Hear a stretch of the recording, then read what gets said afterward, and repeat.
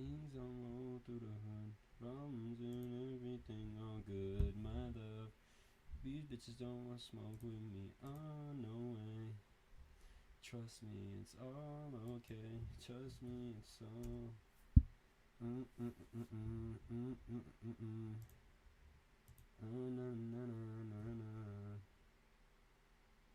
Let's go to the streamy gleamy, the gleamy streamy.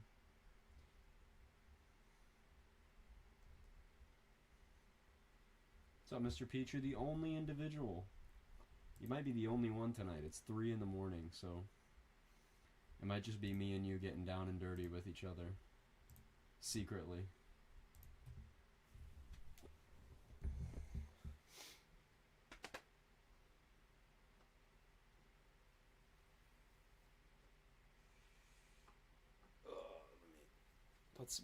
I gotta get my aloe vera for my face.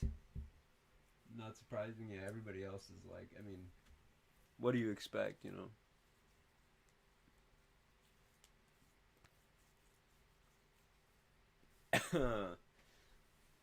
You ready for today? I am, brother. Low end, but no end, you know what I mean? You know, it's a low end day, but that doesn't mean nothing's gonna happen, you know what I'm saying? So we'll see, man. I'm excited. I'm always excited to get back out there. I'm not ready for the drive. I don't like the drive, but you get used to it. I think you get used to the drive, especially because I've been doing it so much. This is like my 3rd time driving to Illinois, damn near the same location in northern Illinois, repeatedly. It's kind of nuts. Damn, y'all are still playing? I mean, it's 3 in the fucking morning. Still going. Ride wife, life good? Bro, hold on. Why you riding your wife? Hold on, Mr. Peach. Or Mr. Peach and Naeem. I got something to tell you guys. Hold on. God damn. Oh. That's what I gotta tell you.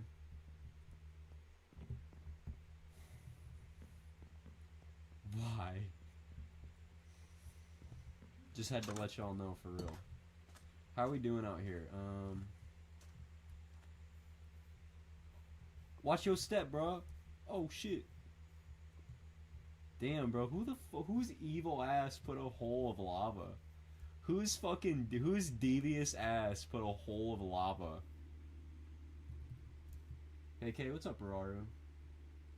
What's up, Parker?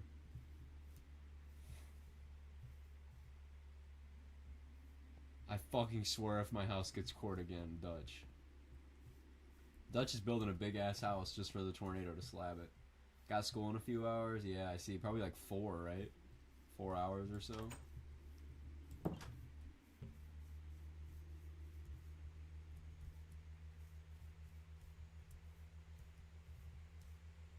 Yeah, enjoy that shit. I have an exam at 11:30.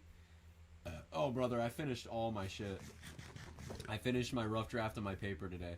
Obviously, the full paper's still due this Sunday, but my professor's giving my revisions back on it, and then,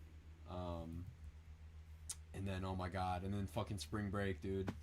Holy shit. And I got the Chasecation plan, guys. I think I'm gonna go between May 11th and sometime between the May 11th and May 31st, and I'm gonna be in Oklahoma for I think 5 days, somewhere between that time span. So, I mean, hopefully get lucky climatologically. Given this year, though, I mean, that's how it is, bro. We'll probably be able to nail that day.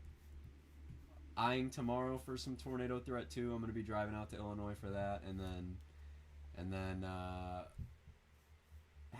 probably have to activate coverage mode for Friday, because Friday's looking like an interesting day down in Dixie. That still has to work out, and it's one of those interesting trough, like a positively tilted trough any trough can generate severe weather. You know what I mean? But those negatively tilted troughs have a lot more vorticity in them. They pack more of a punch. And this is a positively tilted trough, so that could, hinder the setup a little bit, but if it's potent enough, it just doesn't matter. What'd you do if a 45 tour risk was for the entirety of the totality? I don't know, bro. Like, someone asked that. Like, if there was like a 45 hash or something, a high risk photogenic tornado outbreak, in the totality, would you either go in somewhere? Would you either go see the tornado outbreak and chase, or watch the solar eclipse? But they also, it probably couldn't happen. What would happen is you would kill the storms during the solar eclipse. You would kill the storms. Once the sun goes away, basically, you very rapidly build in surface stability because the sun is gone suddenly. You would probably kill all of your storms very suddenly and very quickly.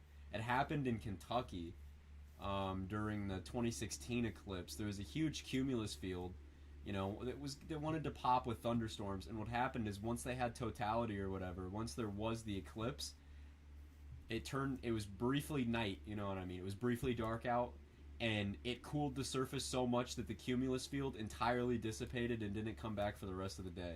So, I mean, I'd be really curious to see what, like, an ongoing beefy tornadic supercell, like, if you had, like, Mayfield in the daytime, right? And then suddenly you had, like, a solar eclipse, what it would do to the storm. I don't know if it would be robust enough to withstand that surface stability that just suddenly came in, or if it would just annihilate it. I'd be really interested to see that. It'd be really cool to see that happen.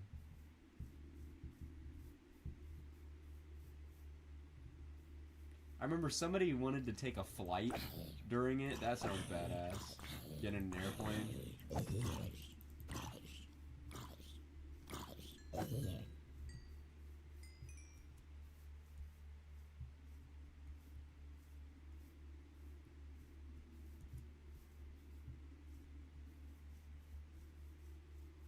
You get a violent tornado on the ground, and then the sun disappears in Indiana. And then boom, Viator gone.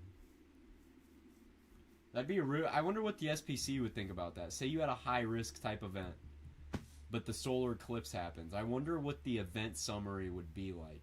Or not the event summary. The discussion would be like, would they account for the chance that storms would completely die once they had the solar eclipse? Like, what would be the... That'd be so fascinating.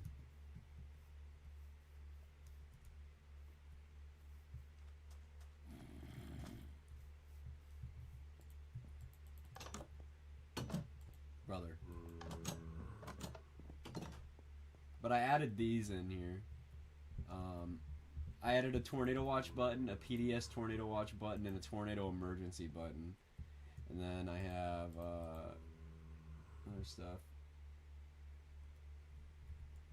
I'll have to... But yeah, we're also suited up completely. Done a lot of work here.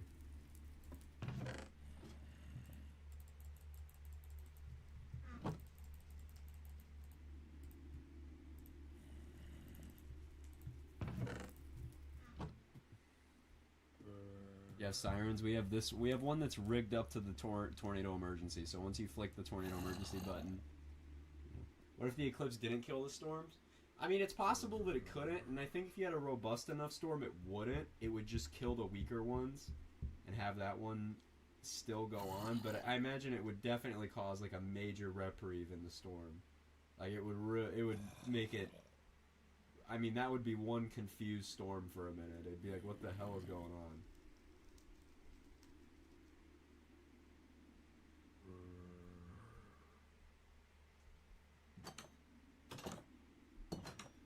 I mean, just judging how tornadic supercells thrive throughout the nighttime,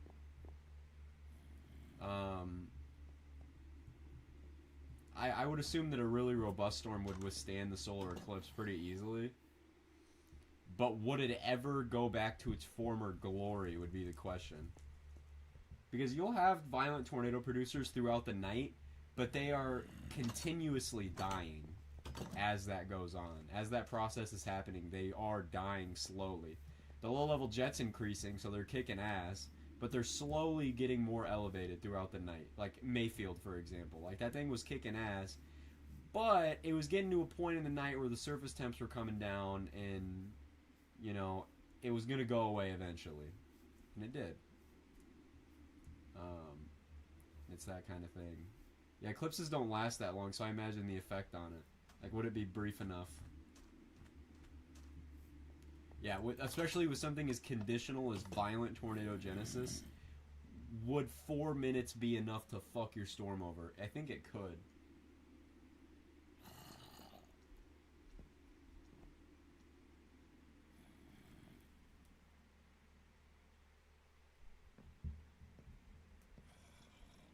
That's pretty big. Alright, baby.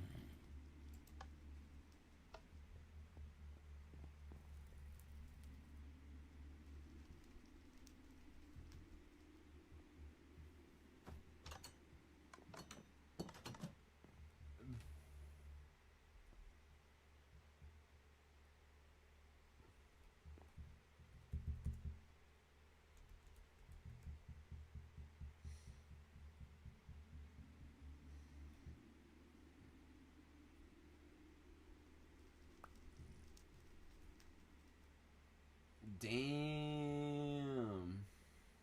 Look at that. Mine is cracked. Mine's pretty cracked, though. Ground pounder, I like that. Oh, wow. Fortune 3.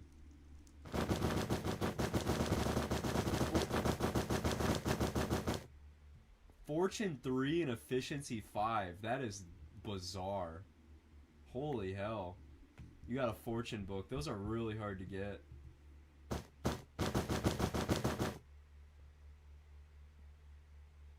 You will be murdered if you make the sound.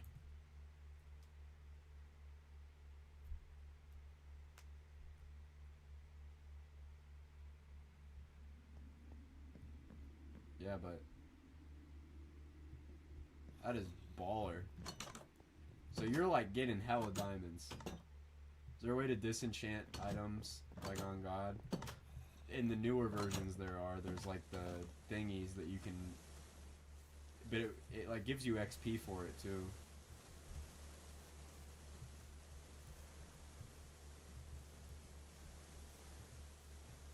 But not in this version, I don't think. I miss my grindstone, bro. Yeah, I feel you. I feel you. What's up, Goat? Good morning. It's 3 in the morning, my friend. It's still technically night to me. Is there anybody who, like, I know there's like a subset of very strange military individuals that like they do in fact get up at 3 or 4 in the morning. That's like their routine, which I think is fucking insane if you ask me. But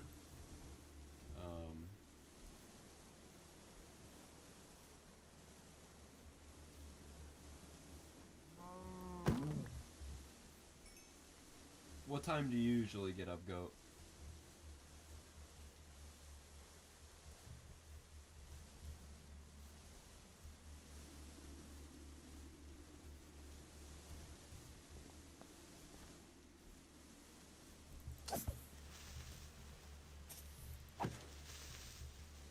Or 7.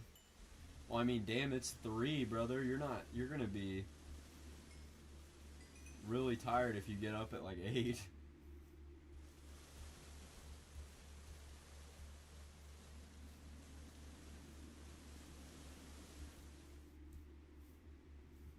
Nope, not really. Really.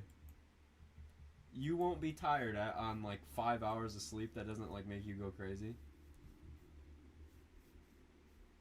Give it some reinforcement. Hasn't been needed yet. Hey, that's what's up. You can make stuff pretty with you can make stuff withstand tornadoes pretty well. I'm supposed to be up at 8. Why? You got plans tomorrow? I thought you had today off, or you just.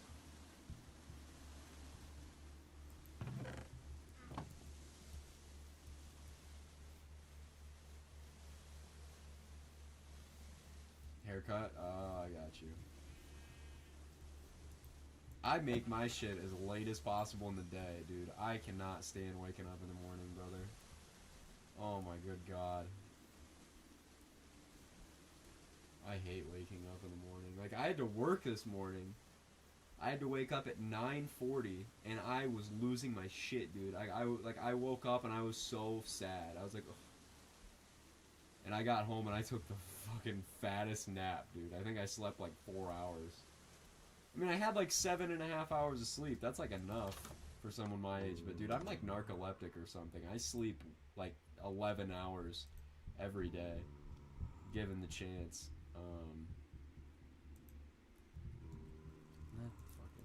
I usually just type in ENJYOoe and it sends me straight to Pivotal. But hold on, how's tomorrow looking? The ENJYOoe is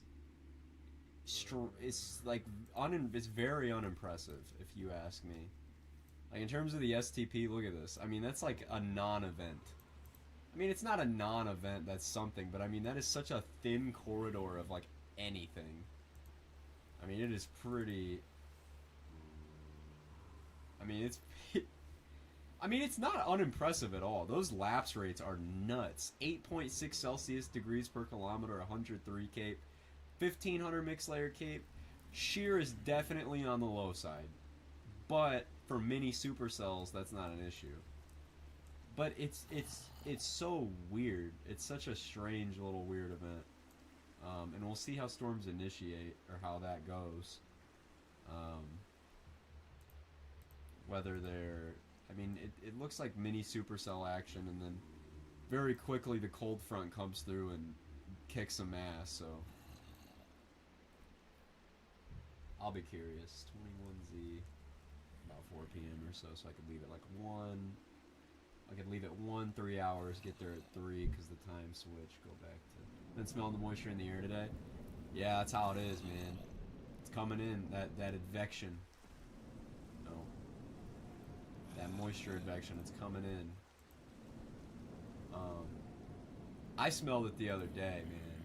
And it got me so excited. Where are you at? Are you in the, what area are you at? Peoria-ish area or so?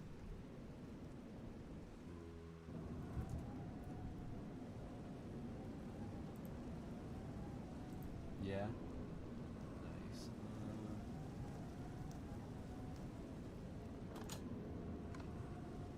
How are you doing with surface odds right now? Mostly due southerly, and we got mid-50s dew points already, so we'll have to push it up. Northern Illinois is very unimpressive, but, you know, still got some shit to work out.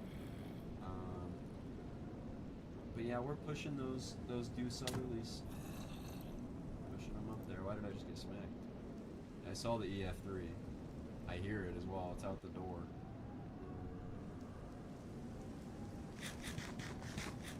Oh yeah, the time jump ahead. Oh, I love the one where we go back. That's the fucking. I love that.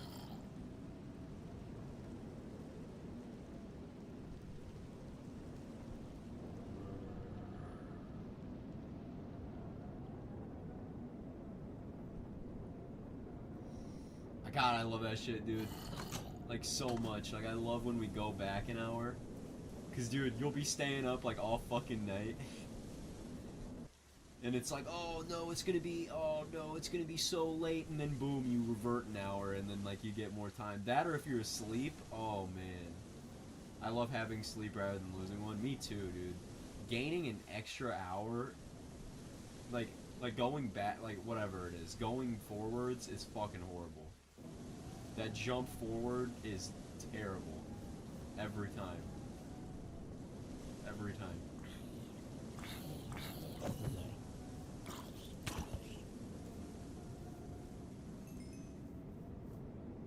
Like, and time isn't even real, bro. It's just this construct we made up. The time never fucking changes, ever. It's just some shit we made up, dude. It's so crazy. It's just some shit we made up so society can function on. It literally does not exist.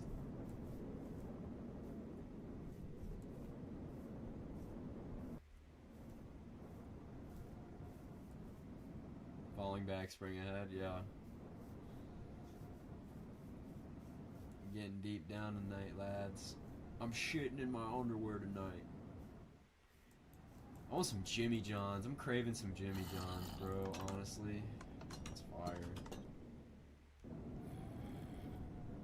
Sounds fire. I'll see what we got in Illinois tomorrow. That's probably what I'll eat for lunch.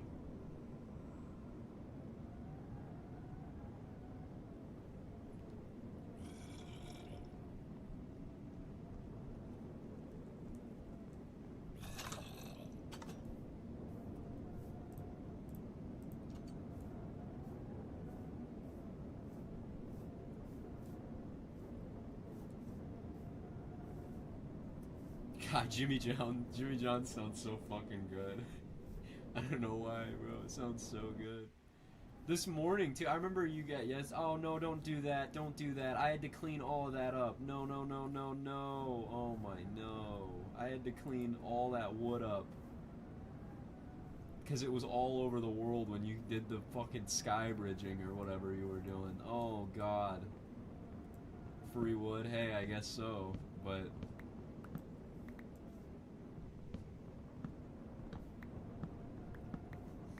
I mean, I was talking about on stream the other day that I'm craving like some white Cajun fish and like loaded mashed potatoes. Guess what the fuck I had verbatim today for lunch, man? That exact thing. Oh my god, it was so fire. It was so good. It's about like really all I ate today though, because I mean I had a sandwich earlier, but that's like, that ain't shit. You know what I mean? I haven't had like a full meal. I've probably eaten like sub 2,000 calories today. I'm starving. I need like some fucking sustenance, bro. Some sustenance in my butt stinks. I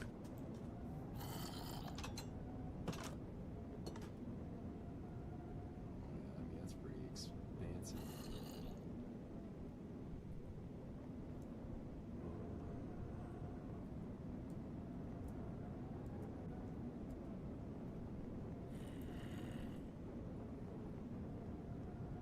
Man, you could eat a goddamn cow. I could.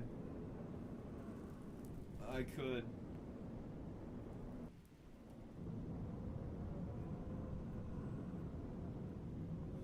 Day 3 risk for Florida as well. Florida, this is my hot take, okay?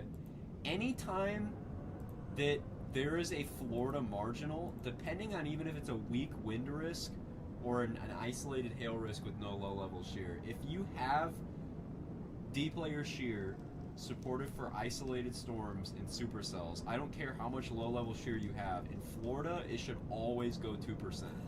That's my hot take. And the reason I say that is because there is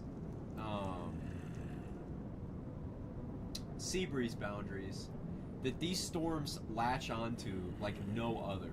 And like literally like, man, they cause tornadoes like every time. Like you will have on non-thunderstorm days, well that's not true, you'll have like general thunderstorm days produce tornadoes in Florida all the time from sea breeze boundaries colliding.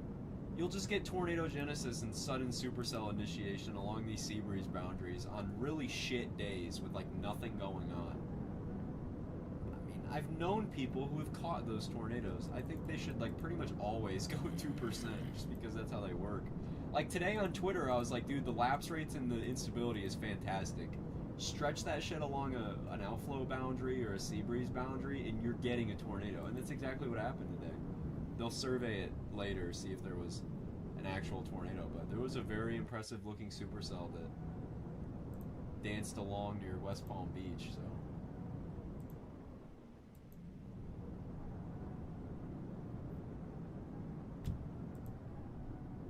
My grandmother was out there today and she sent me a picture of what looked like a wall cloud. And I was like, damn, dominating.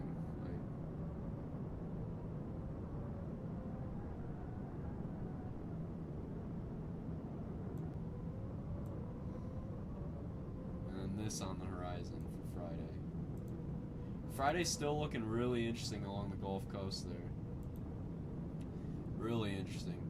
I mean, those photographs are pretty kick-ass. I mean, those are pretty long, very curved photos with a lot of cape. I mean, so we'll have to watch out what the hell those do. We'll push a little north where that jet's probably a bit stronger, more low-level curvature. I mean, well, no, it's more deep, it's more straight shear there. How about back a little bit? Maybe it's impinging in that way. Oh, not really. Where at then? That's pretty, I mean, that's kick-ass, brother. I mean, that's really good. That's really good, man. about 1,000 mixed layer cape in general, 2,000 from the ambient environment if we're able to eat it all up. Very strong curvature in the low levels right there. Long hodos. Strong storm relative inflow. Pretty much 30, 35 knots or so. I mean, that'll...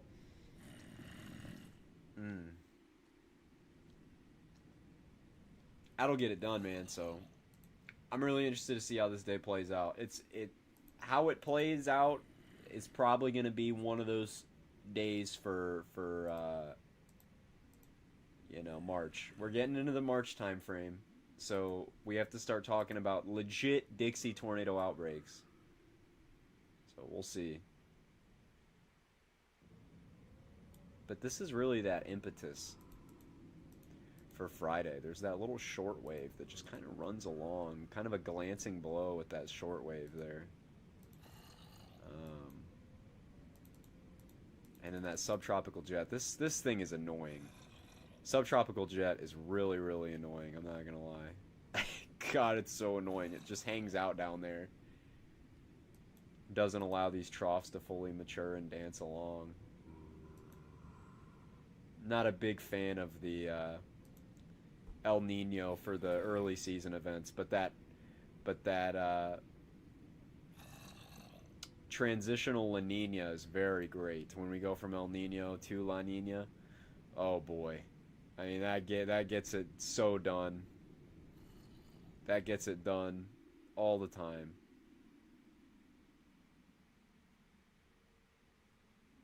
I mean, look at those surface dew points. I mean, we get well up into the like mid 70s down here. I mean, that's going to be plenty of instability if you have some daytime heating on that. Even just a little bit of daytime heating on 70s dew points. Ooh. Where do you think the hotspot for this coming tornado season's at? So, if I had to give you, based on analog, some what I would say is I think generally the plains and Midwest are going to be fairly active this year. The plains and Midwest are going to be more active than the last few years. With the potential for them to be hyperactive, like very active plains stretches and Midwest stretches, but less focus on the Southeast. You know, the last few years we've had a violent tornado every single March.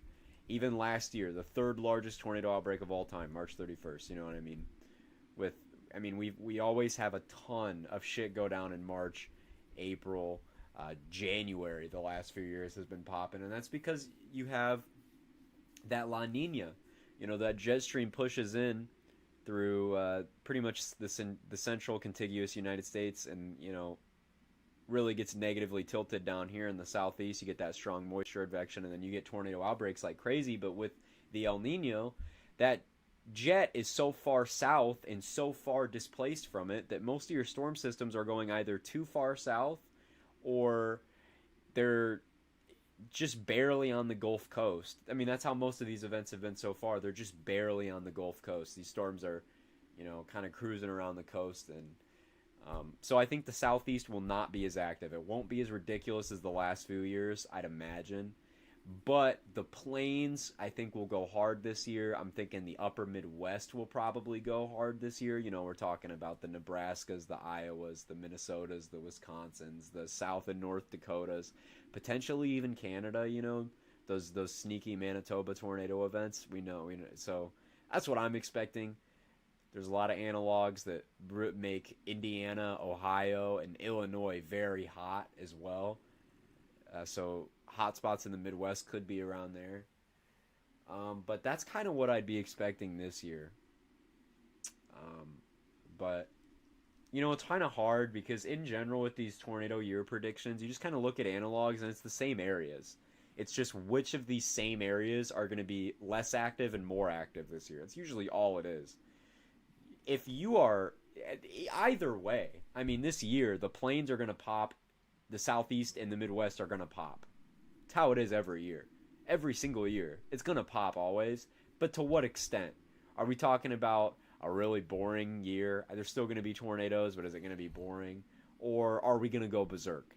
And that's always the question for these areas. But I think this year we have a really good chance to see some really crazy stuff in the plains. The upper Midwest, Southeast, same thing. We probably will see some major tornado outbreaks down there, but again, they're usually probably won't be as ridiculous. But we are going into a near historical La Nina that's possible as we transition into the second season. And the thing about that is that leaves my concerns for the second season pretty damn high. For when we transition into that La Nina later in the year, we're going to be in a full, very strong like La Nina by September, October, and we're going to stay in it for a minute. So the second season this year might be loaded, if you ask me. It might be loaded. Just based on those phases. Just based on La Nina, El Nino. There's still so much to look at. I haven't even looked at Gulf Coast temperatures or anything like that. But in terms of a very strong La Nina heading into that second season, I mean, that is usually a very good precursor for some kick-ass second season tornado activity. You know, that we've had in the last few years. Not as much last year. Honestly, really not as much last year. There wasn't a lot of second season activity. There was probably... there was Nashville. There was the Nashville Day on December 9th, and that was all I can really remember. But the years prior have been very kick-ass. I mean, there have been a ton of events in the years prior that have been like second season events that have really were so chaotic it was unfortunate, you know, that it just wouldn't stop. There was so many like December, November events, so a lot of October events. A lot of November events. That time frame is usually really popping. Sometimes you can get those strange tornado days in August across Illinois, Indiana. Growing up here, that's usually what we get. You know, those random MCV tornado events in August or so that pop, or derechos a lot. And then as you transition into September, there's a noticeable change in how everything goes. And then you get those jet streams start coming back in. That ridge that's there, August, usually breaks down. And then you get around that October time period, it's go time for second season. November, it probably peaks. And then December, it's still pretty high, but starts to wane off. But I can remember October tornado outbreaks around here. I can remember November tornado outbreaks around here. And I can remember December tornado outbreaks in my area. The most notable ones being the October ones. There is in northern Indiana, and specifically, I know my area's tornado climatology pretty well because I grew up here, you know, and it's good for just chasing and knowledge-wise, but, like, we have a secondary spike in significant tornadoes in October that's almost as high as our springtime season. You know, in terms of tornadoes, once we roll into October, our potential for tornadoes almost approaches that same level that it would be in June, and then same thing with November. I mean, I've been in a high risk in November in Indiana before, so...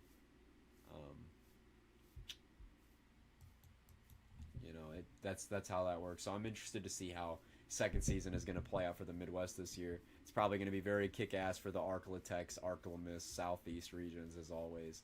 Possibly Oklahoma like a couple years ago.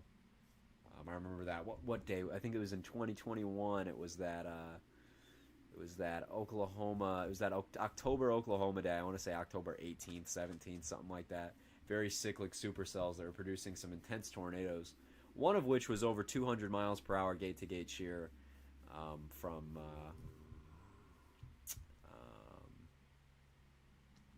I want to say it was that Frederick radar in Oklahoma, and then southwest Oklahoma. But man, it was quite a day for October.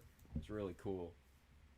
I'm really interested to see how it goes along, man. But it's been a pretty quiet start to the year. It's been really quiet.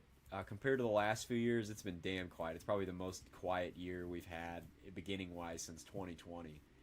Like, I'm just thinking about... But we haven't had a shortage of photogenic tornadoes. I think that's the reason that even though it's been pretty quiet, I feel like there's tornadoes that have stayed in the news is because a lot of the tornadoes so far this year, though they've been far and few between, they've been pretty photogenic. I mean, even the ones that were on the low-end days and you couldn't really, they didn't fully condense or anything, they were still pretty damn photogenic. I mean, the tornado we were on, almost a month ago now, back in Henry. I mean, that thing had blue skies in the background as that thing was just rolling around. Big cinnamon bun bull funnel, fat ground circulation, throwing shit up, suction vortices, and blue skies. You know, so we'll see how the year plays out, man. But chasing so far this year has been pretty good. It's been pretty damn good, especially for this early in the year. I wasn't expecting this many Midwest events already. I mean, if we count tomorrow already, I mean, we're 3 chases deep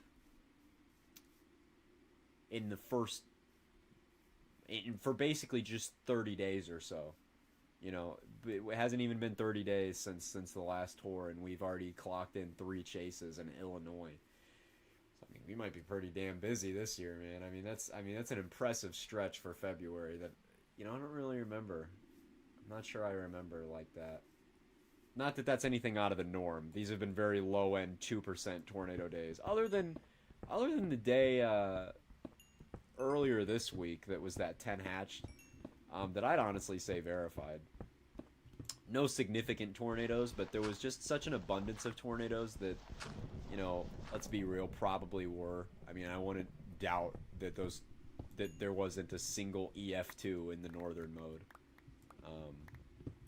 But yeah, we'll see how it plays out, man. I'm really intrigued. I'm really intrigued to see how this year plays out. It's good. It's gonna be the first time going out to the plains too. I'm hyped, man.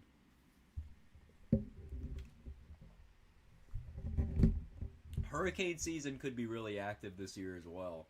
That's something to watch out for. It could be pretty active this year, but dude, last year's hurricane season was very quiet. It was really damn quiet. I mean, other than Idalia, that was it. And it made landfall as like a cat 2, basically. It was category 4 out there, but then a whole eye wall replacement cycle and trained a ton of dry air and was really weak when it made landfall. The coolest thing about Idalia was the tornadoes in the eye wall. And that was amazing. The videos that came out of that day where you had those tornadoes circulating around the eye wall was fucking insane. There was a lot of chasers on those. Those were awesome. Again, I'm not a big hurricane guy, but I think I'd like to intercept some hurricanes this year. I'm thinking maybe I'll make some time for that. I'm not sure, though. I'm not a big hurricane guy. I'm really not. And of course they're awesome, but I'm not as big into it as other like very mesoscale meteorology like tornadoes. But I'd like to. I think I should probably get out there this year, nailing like a category 3 plus hurricane. That'd be really nice. Try to get on a major hurricane, get balls deep in the eye wall. See if I can catch some of those embedded tornadoes, those mesovortices in the eye wall of a major hurricane. That'd be really cool this year. Tried to go for it last year. I tried to get those winter water spouts this year or last year, and I just was not successful at all with getting any of those winter water spouts. But I'm going back out for that again this year. I'm going to try to knock off quite a few bucket list weather items.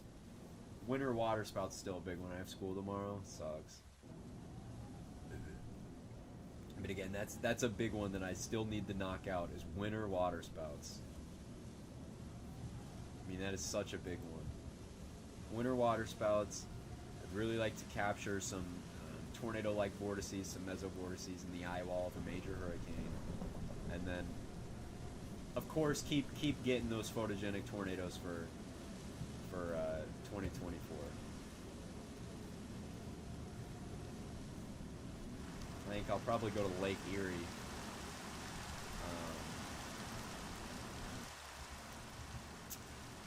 Later this year for their water spout season in Ohio, and it usually pops there. Congrats on 1K, man. Thank you, Mr. Harper. Very much appreciated. Very much appreciated. We are 1,000 balls deep. Dude, if everybody in my audience has balls, that means there's a collective estimated 2,000 balls that watch my videos.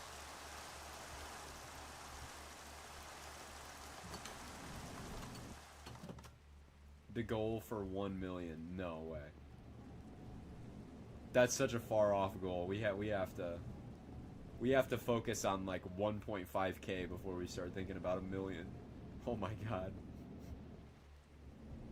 But not everyone has balls. That's the thing. How many balls do you think comprise our audience? I think we're probably up to 70% ball havers and 30% not ball havers. I mean, it's a lot of balls though. Either way, it's almost 2,000 balls. It's probably, we could probably do some rough math on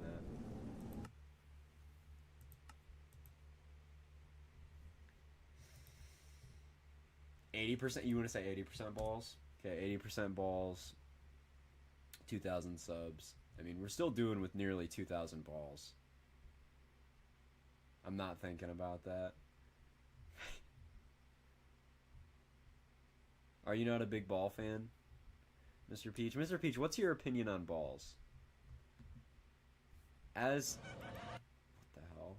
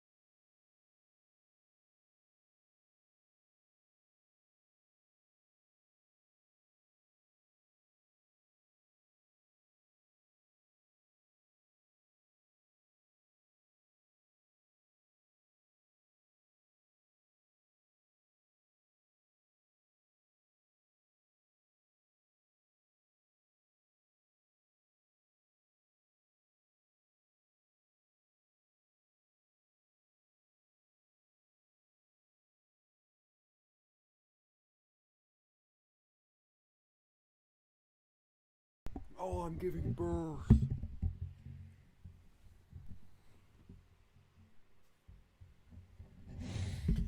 I'm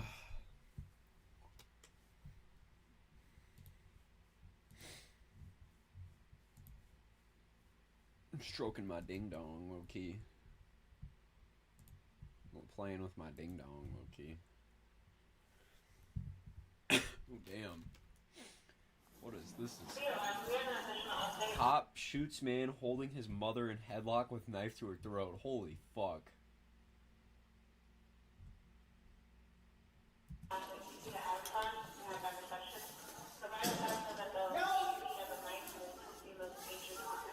You got a knife? Hold on. For the sake of my monetization. For the sake of my monetization. Open up! Open up! Hello? Open the door!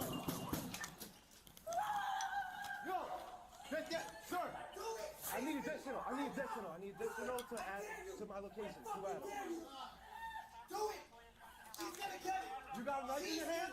Yo, shoot me! Shoot me! Right now! You got a knife? Do it! Do it! Do it! Where's the knife? Drop the knife! I got the knife! Drop the knife! Where is it?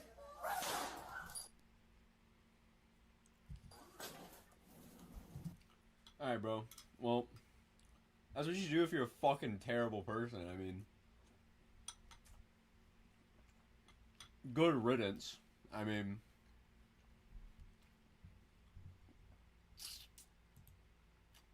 my guy, if you hold your own mother at knife point,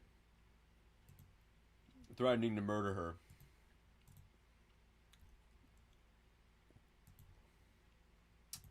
good riddance.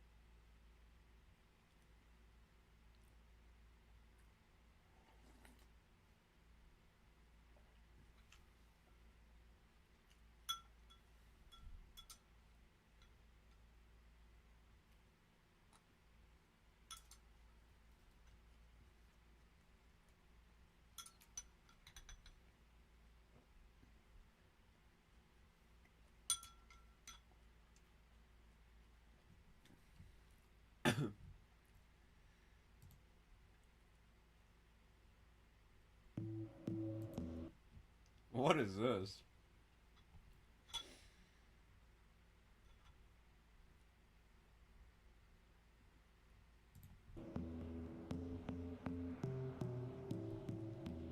Why is this the 808s to G6? These are literally the 808s to G6. Popping bottles in the ice. Like It's like almost the same. a blizzard. When we drink, we do it right.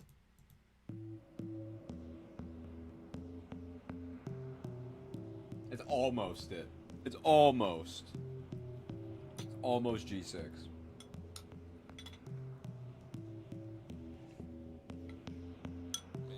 Yachty, I'm a bastard bloke. We got tropical pineapple, chocolate, whatever.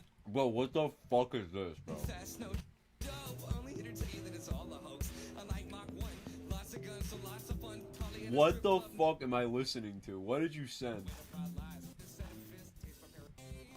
It makes me laugh when it calls. What the fuck is this, brother? Is this music played throughout the video?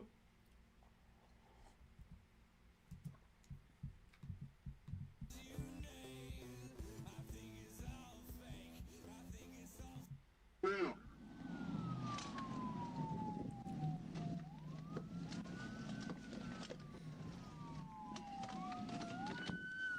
me see your hands! Let me see your hands! Let me see your ass! Now, try to envision him with like a really strong accent. Saying, let me see... Accent? Saying, let me see your ass. Let me see your hands!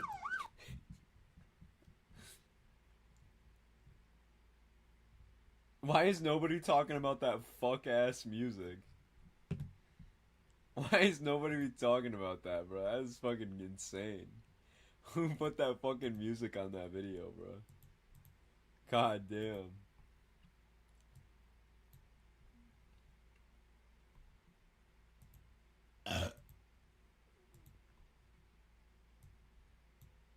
Has anybody in here ever gotten arrested? Or questioned by police officers?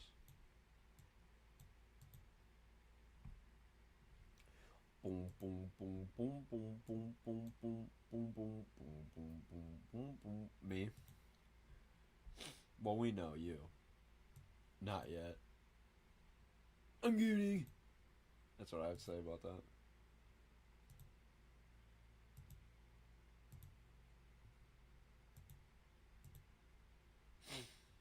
Dude, I want to get arrested for like is it legal to fart on somebody? Arizona Mock? I know he said he was going to do one cuz he wanted to do a yeah, he wanted to do something related to mobile homes.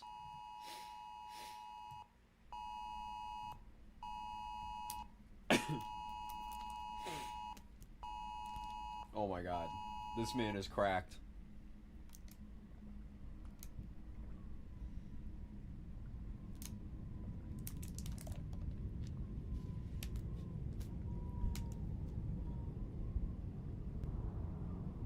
You have no time to get to your safe place, nor get your family there. Debris is already lofted 10,000 feet.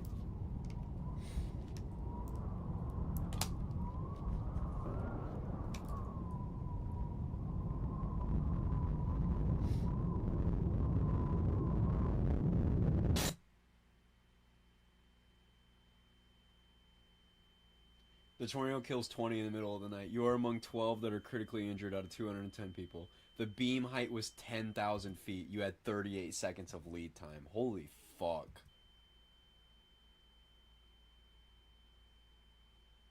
It will be rated an EF4 with winds up to 195 miles an hour. Dude, important message, honestly. Yeah, exactly. Radar holes are the deadliest potent factor in meteorology. We have not fixed it. Some areas prone to violent tornadoes with high mobile home density have minimal radar coverage. Fucking hell, man.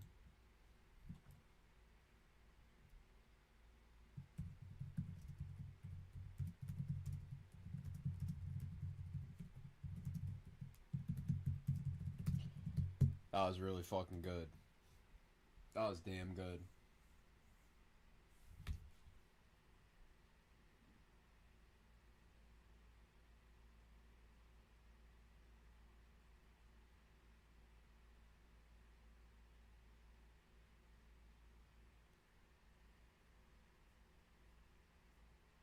God, that's really good, man. I mean, that's a good message, dude. That's a fucking good message. Because that's the thing, dude. In a radar hole, you could have a storm that doesn't look like it's producing. And if the beam height is 10,000 feet or so, you won't see a debris signature until the debris is lofted 10,000 feet to the radar beam. So you could have a violent tornado that has been ongoing, completely unwarned. And just like the Mach, I mean, you might only have 30 or so seconds. I mean, seriously, this is fantastic. This is fantastic. Honestly, like, I'm not even glazing. This is... I mean, that's nuts. For... Is this the first like EAS scenario that is like pro awareness?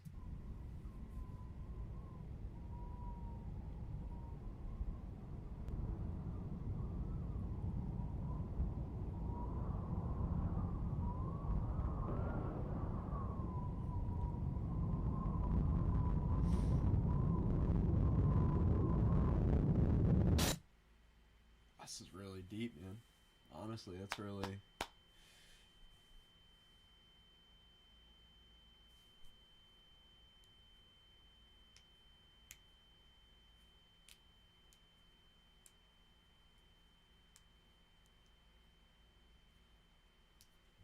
God damn, man.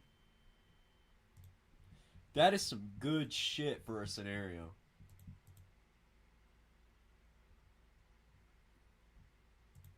I mean, to convey a message like that.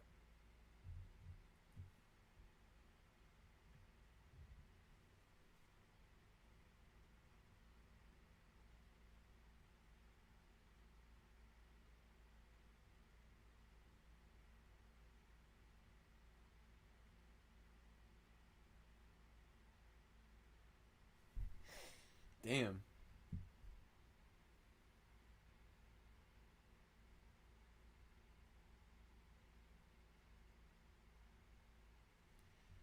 That's really good, man. Very good message. Yeah, and it's fucking good. It's really good, man.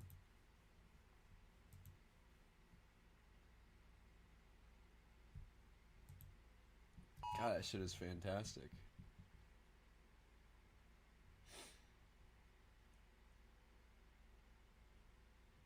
Cause it's...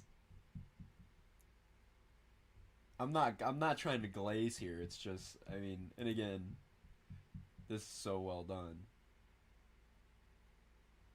As per usual. As per usual with this absolute monster. This absolute crackhead of a content creator, but I mean, wow, dude, that's great. That's some good shit, man. That's some good shit for like a message in a tornado scenario. God, I didn't think I'd ever like see that. That's damn good.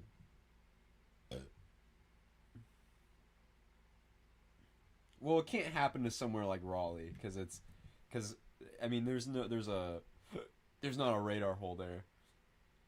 But an area like Texarkana or, I mean, I'd say something like Idabel, but Idabel got hit already in a radar hole. Or, you know, what would be even more concerning would be like that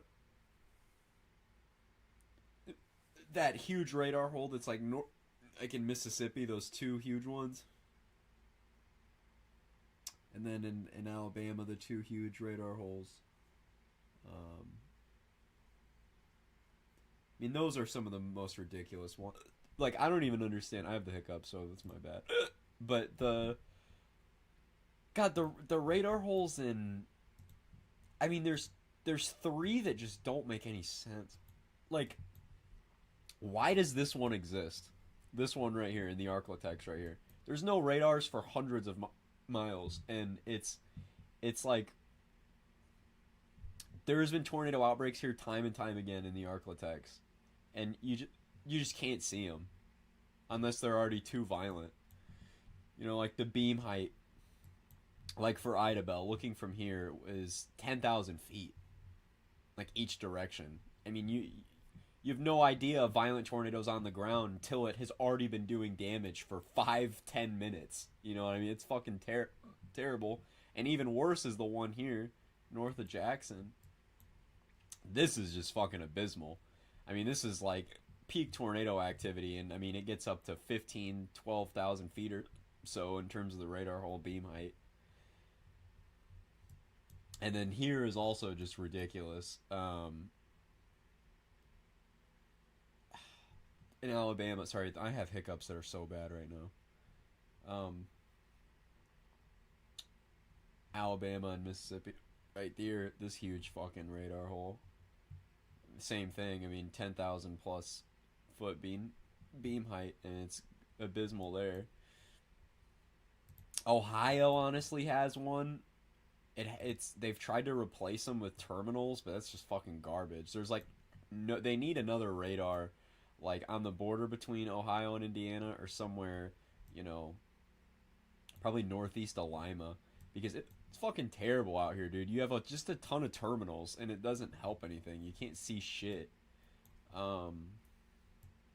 Indiana's stacked, honestly. We have 3, but we have 3 fucking good ass radars that cover us head to toe. Illinois is pretty stacked. Oklahoma is obviously stacked. But the most ridiculous radar holes are those.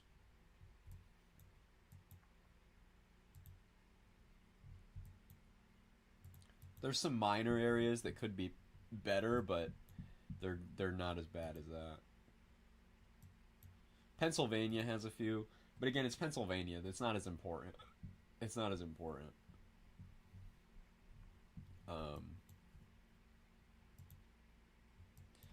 But these are in violent tornado territory, you know.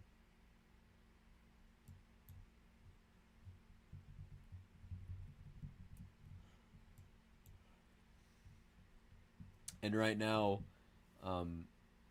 because Clicks is getting replaced, New Orleans is in the dark completely. I mean, there's the terminal, but other than that, New Orleans is virtually in the dark because the terminal only goes so far out. Oh my god, dude, I have the hiccups so fucking bad.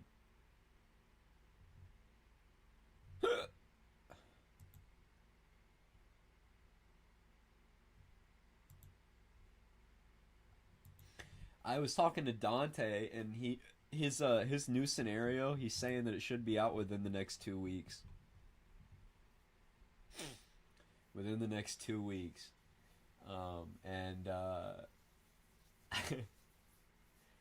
From him, he's saying it's better than Florida Tornado Havoc. It might be his best. And I've seen a couple screens, and holy shit. I've seen a couple screens, and I am very, very, very, very excited to watch it in full. I mean, really, I'm very excited. I think Dante is the best EAS weather creator by far. I mean, this man legitimately is like the GOAT weather creator. I mean, he has had Florida Tornado Havoc, which is on its way to 20,000 views. Other than Purcell,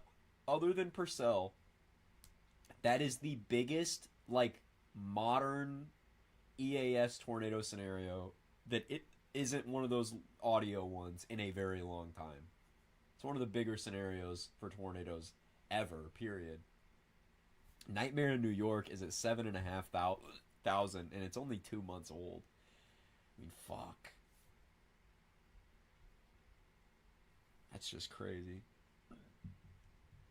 I mean, this man has made genuinely my favorite of my favorite tornado scenarios of all time. Some of my just my favorite scenarios of all time in general. I mean, really. I mean, 2012 is free on YouTube, really. 2012 is a good movie. But, I mean, I remember the first scenario I saw Dante make, and I got him to re-upload it, but it was this Atlanta tornado video from back in 2021. Oh my god, dude, this thing had me in a chokehold.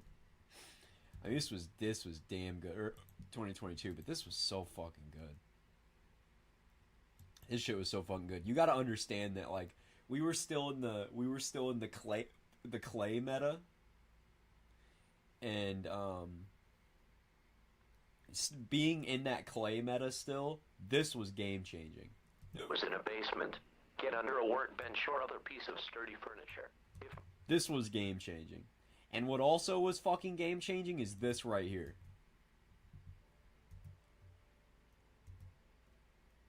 Like, for a scenario, I literally ejaculated everywhere.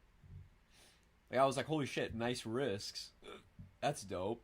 And then boom. The man puts the whole event synopsis. And I'm like, fucking dude. I was like, bro. Holy shit.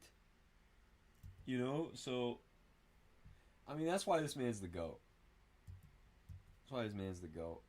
I mean, weather scenarios, this is the thing, man. Of producing strong... Weather scenarios are cool and all. Like, if you have really nice screens, like, it's cool. Cool screens, you know?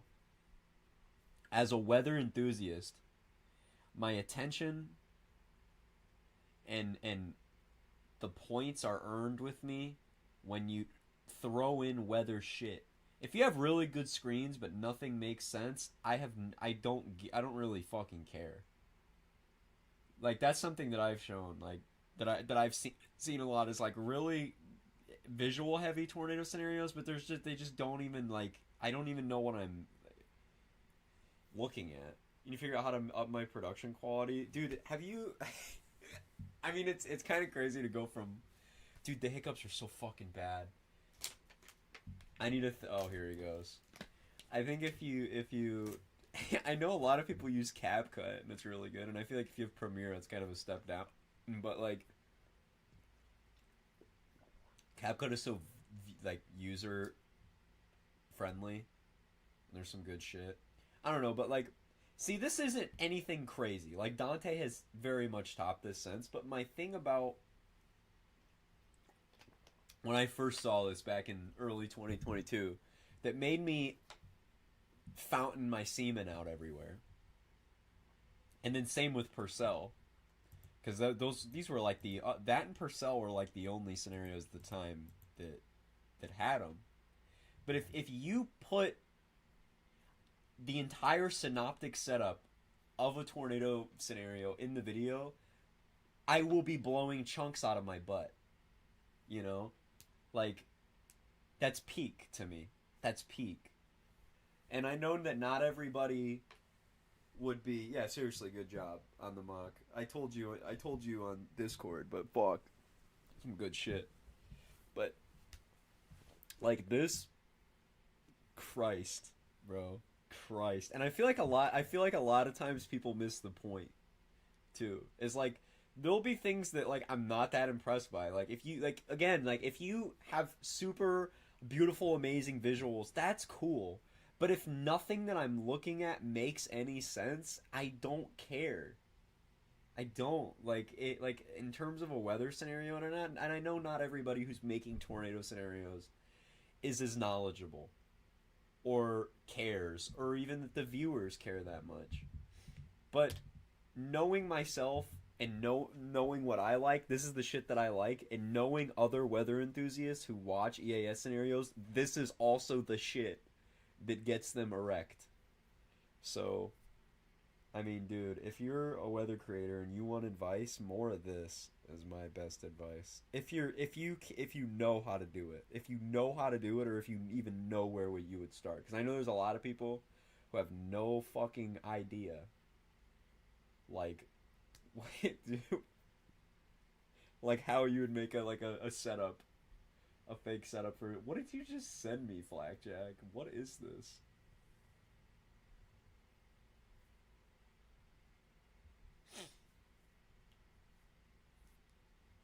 You? Thanks, bro.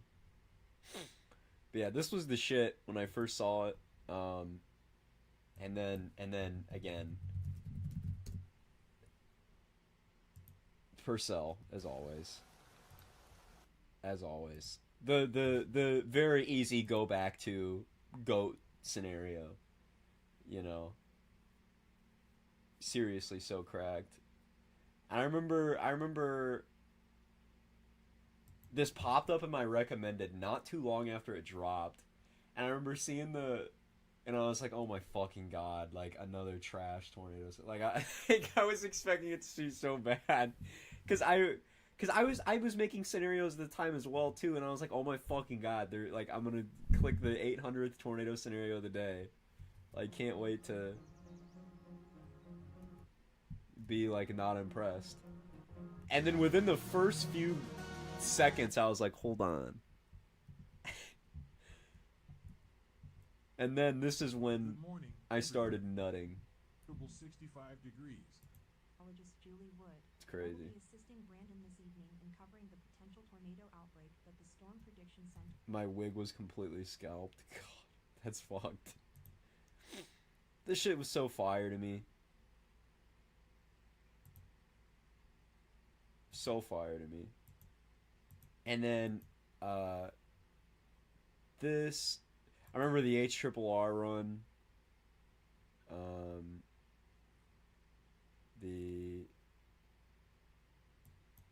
Thank God. You know, we all keep jerking it and talking about the MCDs were so good as well, but the radar was fire. And we all know that. And then basically Purcell on Crack came out. Unnamed Kansas Tour. This is basically what it is. It's Purcell on crack cocaine. Like, if you took Purcell, injected it with like HGH, gave it like way too much cocaine, and put a rose toy in it, like that. This is that. Because this was very, very fun. This was so fun. I remember I was at work when it was premiering, and what I had to do is I had to keep watching it while I was doing my job, and I had to like throw my phone in my pocket and like do shit as fast as I could, and then run back to the table to keep watching. Because it premiered on like Christmas Eve, right? Yeah, it did. And oh man, God, it was so fun. I remember watching this scenario and being like, fuck, man. It's so good. So good. I mean, this is how you do it, man. This is how you do it, bro. This was the shit. God. I love people that can, like, make tornado scenarios. And then, again, Eagle coming through with... He doesn't upload a lot. However, when he does... I mean, bro, this shit was nuts, man. I remember we went live when this dropped, and I did my reaction to it, basically. And, oh my god, I was like, bro.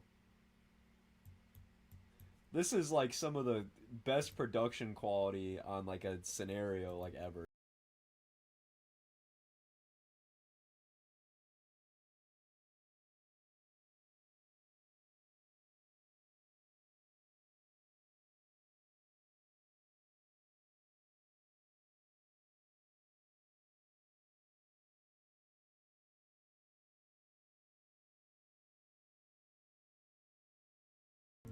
God, this scenario is so cracked, bro.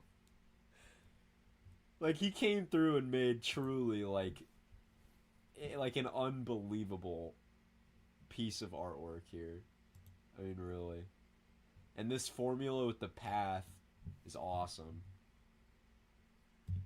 And then Mr. Arizona. God, I can't just look up fucking... I usually have to look up Arizona EAS, and then it pops up Purcell. And then from Purcell, I have to go to your channel. There we go. And Lawrenceburg. Same kind of thing, but just the whole path.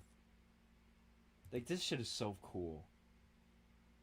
I like the move away from the EAS shit and more of just we're basically now hypothetical Tornado Wiki YouTube version. I'm really enjoying that switch. Cause the EAS shit is cool, whatever. Like, you can't not make it, and it gets you views. But just we're just basically making like mini hypothetical tornado movies type shit. You know what I mean? Little. I mean, this whole formula here.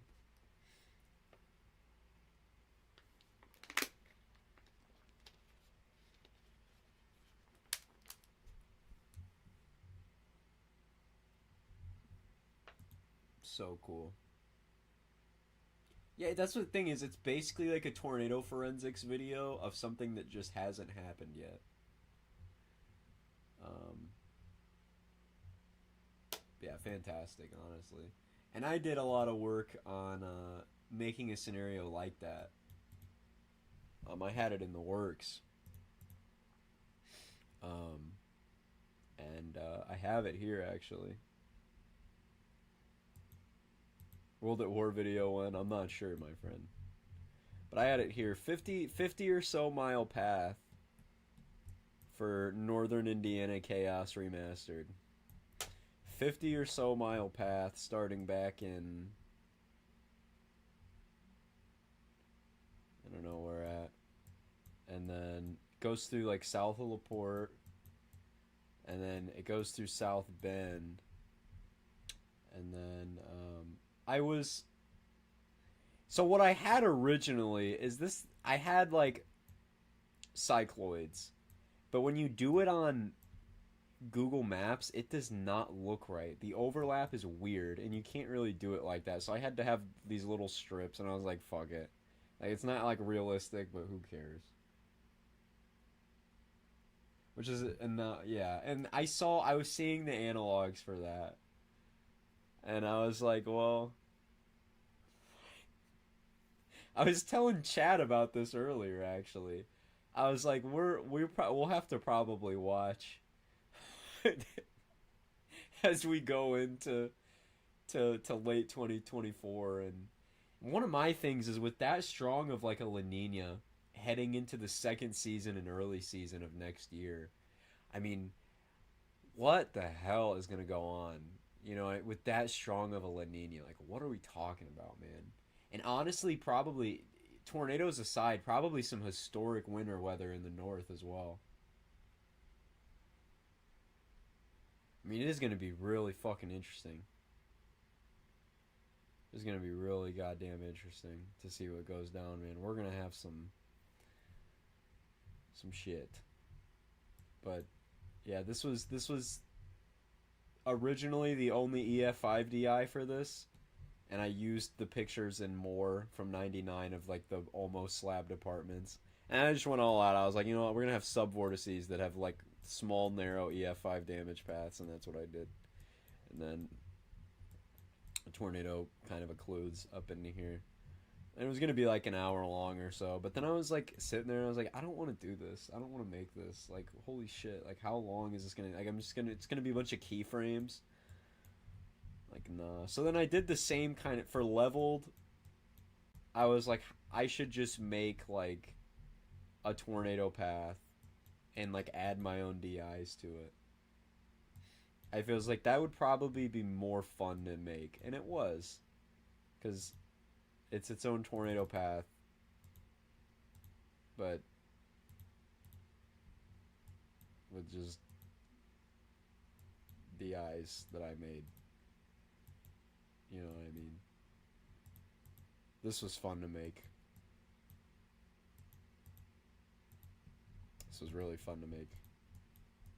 Where's the one weird one at the end of the path? Oh yeah, here. The random subvorts here. There's the random EF2 DI for the, yeah, missing outbuilding, could not find debris or anything related to the outbuilding anywhere in the rest of the path. That was fun to make. I enjoyed that. Another random subvort for the church here. Yeah, this was cool. This was cool. I still don't think level's that good, but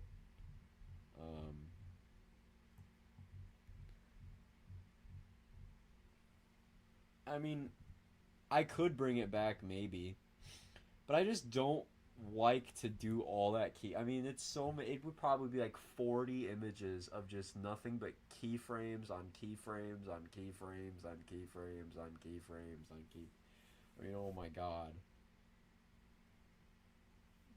I mean, it's not hard. It's just so tedious.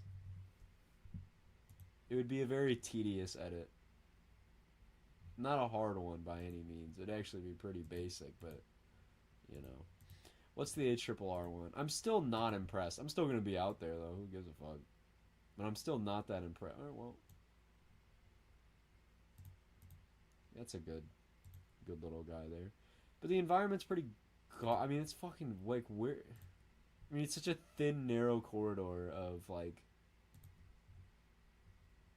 I'm gonna have to just I'm just gonna pull from the thin, little, skinny Sigtor line to smell anything that's going on in this environment. And it's just, I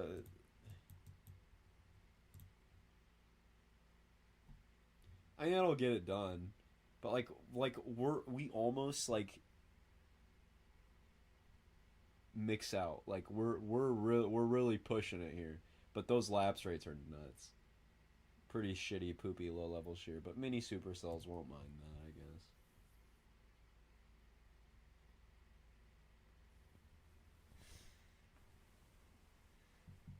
Oh, good year to be chasing, though. That's for sure. Good year to good year to be out in the plains.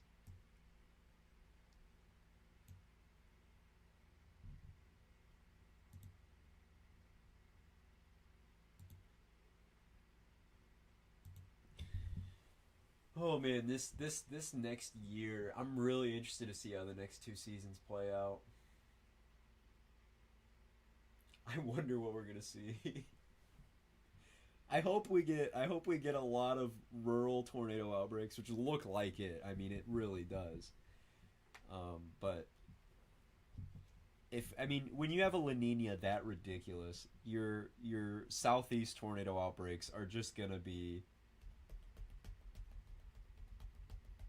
you know, clear your calendar from March to May. Brother, I have as much as possible. I have my chasecation set in May already. I'm gonna be staying somewhere in Norman and then moving about, and I'll be there for 5-6 days or so. I'm thinking, so I can't, no way. Not this year, brother. Not this year, brother. Can't believe I'll be 24 next month. God damn, 24. Holy shit. Bro, that's not even young 20s anymore, bro. You're approaching 30, bro. Damn, bro. Pushing 30. Old ass.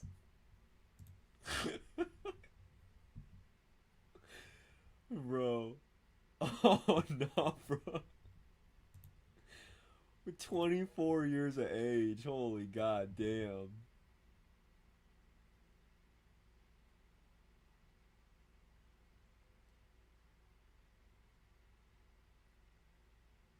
It is young dipshit. Alright, keep coping, bro. I was talking about this on stream.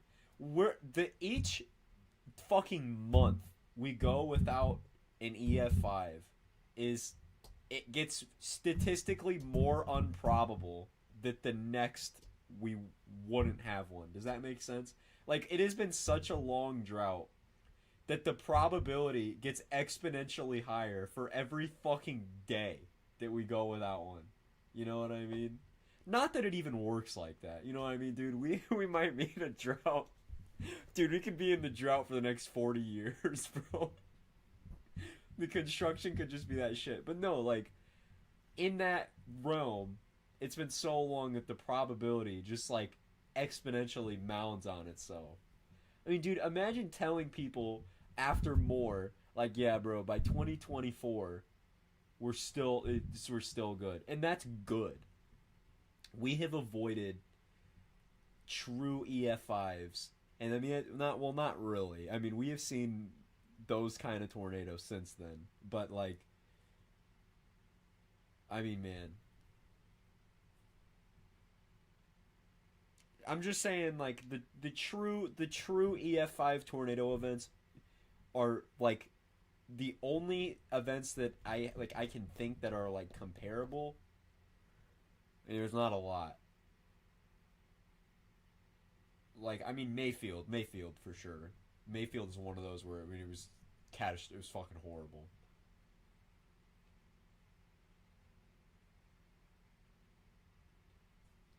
That was one of those. Check general. What, we just drew a polygon over Fayetteville?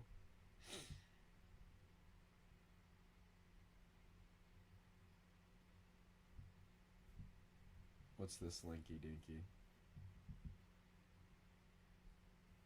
Yeah, the Hinckley, Illinois tour. I did see this. Is this whose video is this?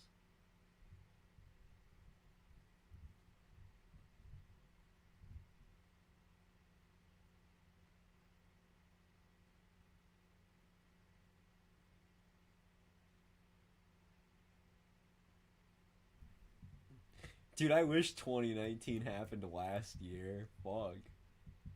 Bro, I wish 2016 happens this year. Which, it probably will. 2016 probably will happen this year. So, I just want to see a Dodge City event type thing. You know what I mean? That's one of the things, and I know everybody does, but that's something that is like such a thought in my mind. Like, I want to see like an absolute fuck fest of photogenic tours like that.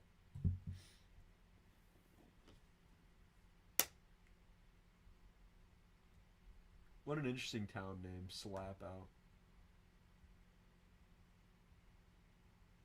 This was a day before my birthday.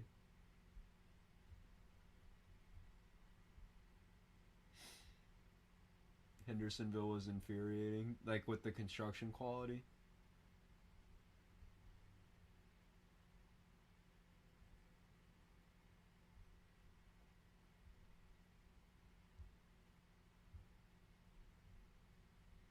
I mean, bro, it was crazy. Yeah, it was Lego bricks with tape. I mean, you had like slabbed homes, like borderline slabbed homes from like EF2 like wins. It's crazy, man.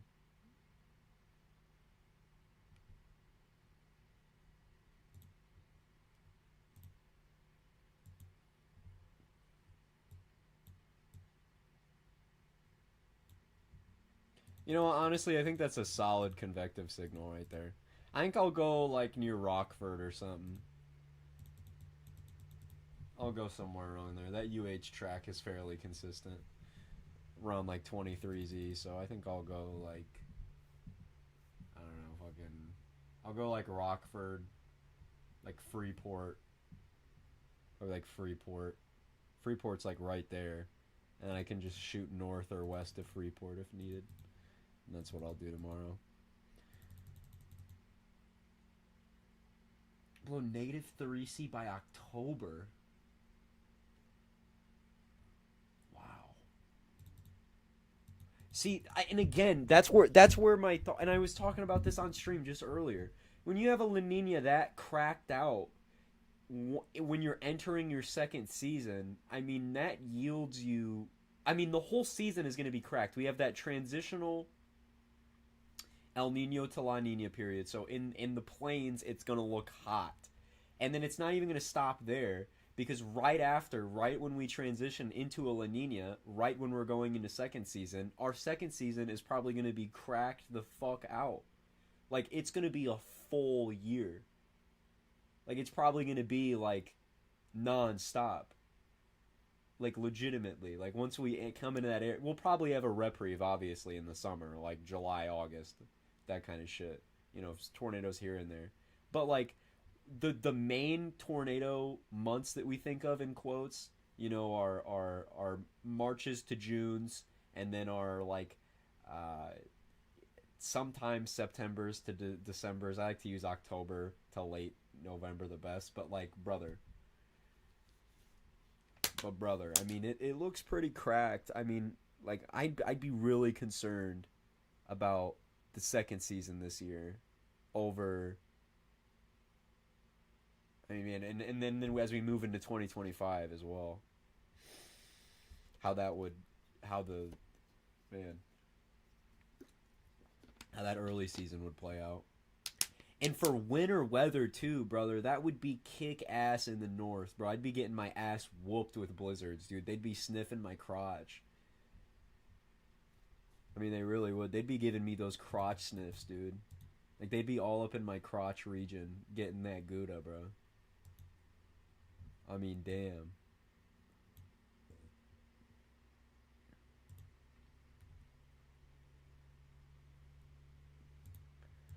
Try to pull something that isn't contaminated challenge. Oh.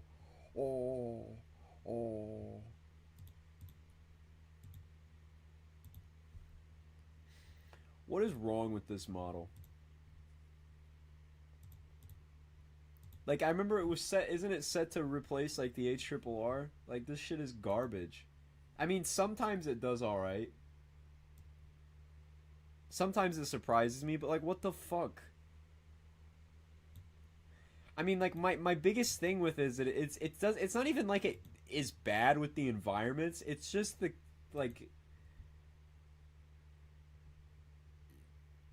its simref is nuts. Like, it's just like the FV3 in that where every storm is giant.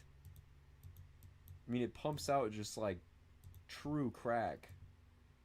Like the FV3 every time. It's not bad with like colder season environments, I don't think, but like you really start to push it as time goes on. I remember when the first run of this came out on like 331, I remember I was like, wow, this model is nuts. I was like, this shit sucks, dude. That's not gonna happen. And then it happened. But okay, I think I'll do that tomorrow. I think I'll play that area tomorrow. Rufus wants prefrontal supercells, which is cool. The HRRR like kind of almost wants that, which is cool. I mean, not for long though. I mean, that chokes itself off so fast into just outflow boundary bullshit. Stratiform rain ass farts. So fast, but the tornado threat is there. It's muted. I'm gonna be honest. I'm not a big truther on that, but Illinois gets it done. Illinois, Wisconsin, whatever, fucking gets it done.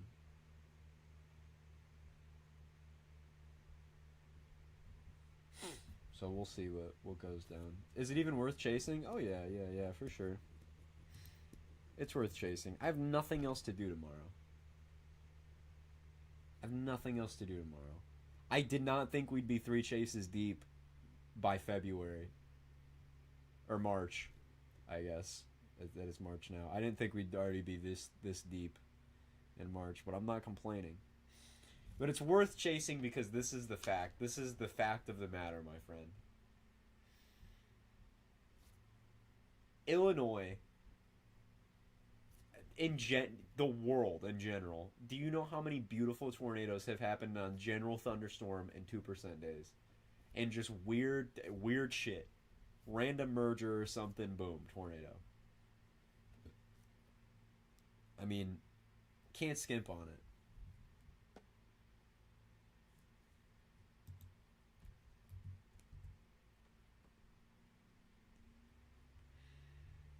Cannot skimp on it.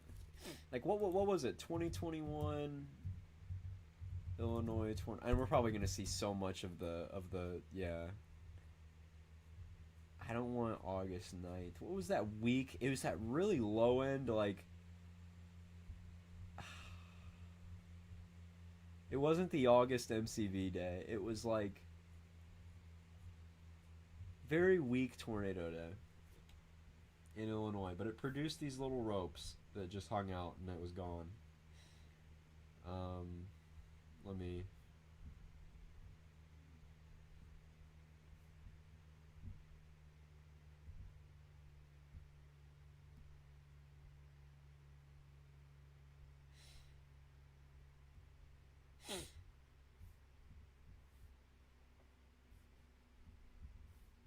Let me see if I can find it. It's somewhere in my albums because I remember there was a big shelf that day. It was October 11th. Good night, Blackjack. Good night, my man. Yeah, this is it. It was just this really low-end Illinois day. About tomorrow, Mike? Pretty good, And it ended up producing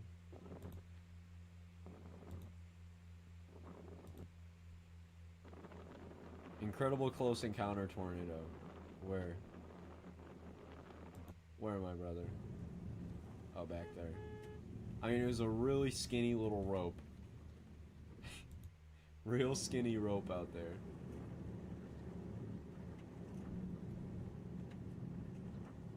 There's gotta be a better video.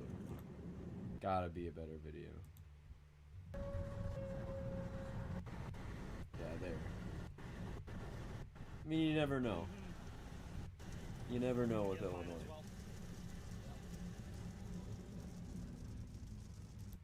bit of room for sure.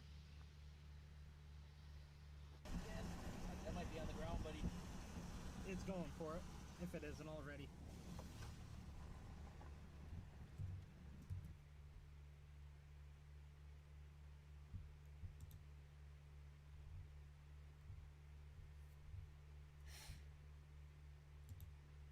Oh, this is a really good shot.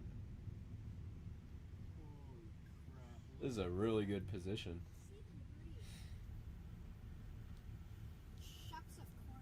Better still be recording. Look at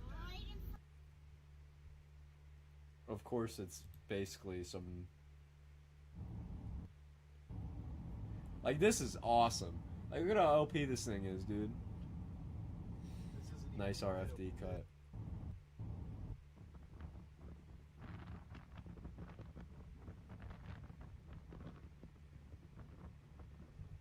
To the ground.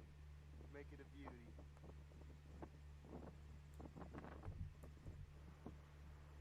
And look at that, brother. That's amazing. That's why you gotta go out on the low end days, you know.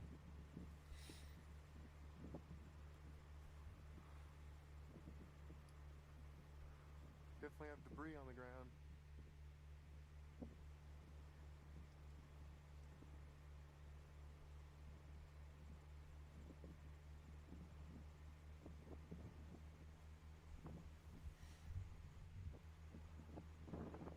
I've never seen it from this vantage point.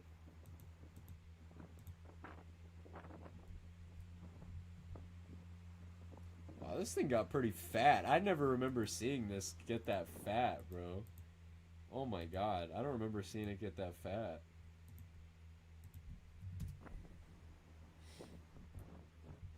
You can see it on the camera, so it's on the ground.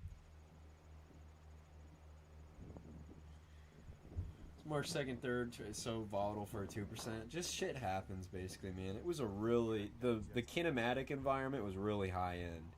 Rope shape. There just wasn't a... It was a very high shear, low cape thing. And it just happened, you know? It just happened.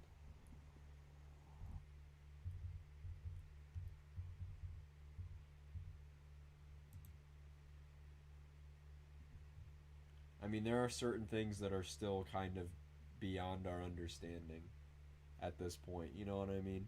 Like, there's still certain things like, why did this storm produce a tornado and this one didn't? It's like, dude, I mean, you could throw out a couple things, but you know, there's not a lot you can do. But it's late, and I got to get up and drive tomorrow. So it's been real, guys. Love you all. It's been fun. Oh, it's been fun. Might be live tomorrow while I chase. I might be going solo. I don't know what I'll do. Good night, L7. Oh. Good night, everybody. It's been fun. It's been fun. I'll play with my ding-a-ling tonight. To the thought of the KEAS channel and all our accomplishments. But thank you, fellas. Good night.